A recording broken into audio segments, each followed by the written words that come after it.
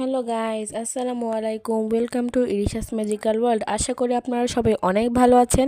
এই তো আলহামদুলিল্লাহ আমিও অনেক ভালো আছি। তো আজকে 14ই ফেব্রুয়ারি, হ্যাপি ভ্যালেন্টাইন ডে গাইস। তো আজকে ভ্যালেন্টাইন্স ডে এবং শবে বরাত। তো এই দুইটা শুভ দিনে আমি আমার চ্যানেলে ফার্স্ট মিনি ব্লগ স্টার্ট করতে যাচ্ছি। তো আপনারা সবাই আমার জন্য দোয়া করবেন।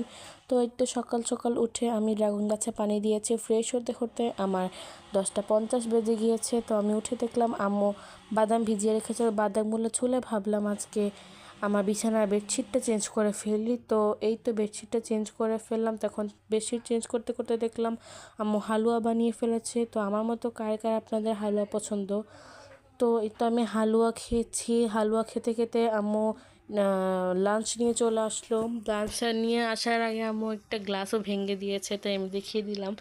তো লাঞ্চে ছিল চালের গুঁড়ি, রুটি এবং গরু মাংস। তো আমার মতো আপনারা কে কে শবে বরাত এবং ভ্যালেন্টাইন্স ডেতে কী কী করেছেন অবশ্যই আমাকে কমেন্ট করে জানাবেন। আল্লাহ হাফেজ।